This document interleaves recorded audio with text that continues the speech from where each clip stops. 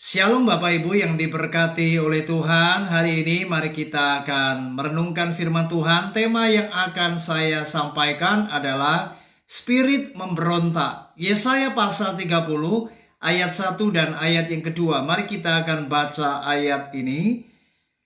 Celakalah anak-anak pemberontak, demikianlah firman Tuhan yang melaksanakan suatu rancangan yang bukan daripadaku, yang memasuki suatu persekutuan yang bukan oleh dorongan rohku, sehingga dosa mereka bertambah-tambah, yang berangkat ke Mesir dengan tidak meminta keputusanku untuk berlindung pada Firaun dan untuk berteduh di bawah naungan Mesir.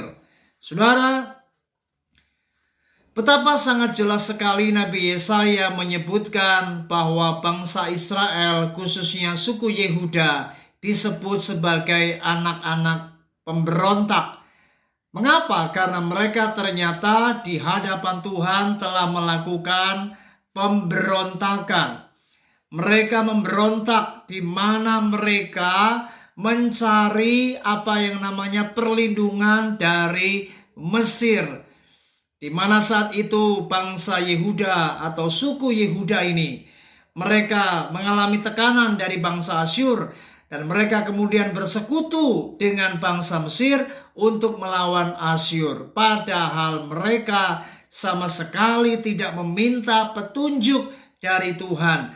Dan suku Yehuda ini melakukan dengan keputusan mereka sendiri, dengan rancangan mereka sendiri, mereka mencari perlindungan dari bangsa Mesir dan justru tidak berlindung kepada Tuhan dan tidak meminta pertolongan daripada Allah. Saudara, hati-hati. Ternyata di hadapan Tuhan mereka telah menjadi anak-anak pemberontak. Jangan sampai di hari ini kita juga termasuk orang-orang yang memberontak kepada Tuhan, saudara. Karena apa? Karena kita adalah orang-orang yang tidak meminta petunjuk Tuhan di dalam melakukan segala sesuatu, dan kita merancangkan rancangan kita sendiri menurut apa yang menjadi kemauan kita, dan kita mengandalkan tanda petik yaitu Mesir. Kita mengandalkan orang-orang yang kita anggap mampu, dan ini semua bukan dari Tuhan. Namun ternyata ini semua adalah keinginan kita.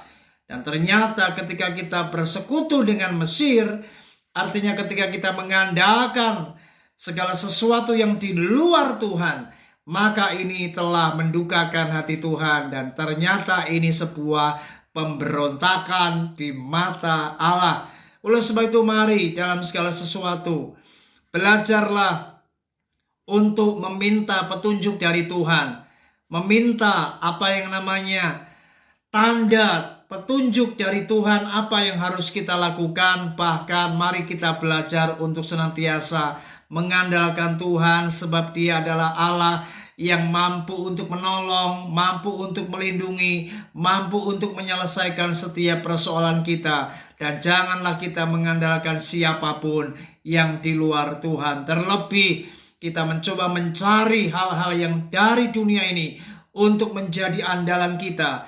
Ini di mata Tuhan adalah sebuah pemberontakan.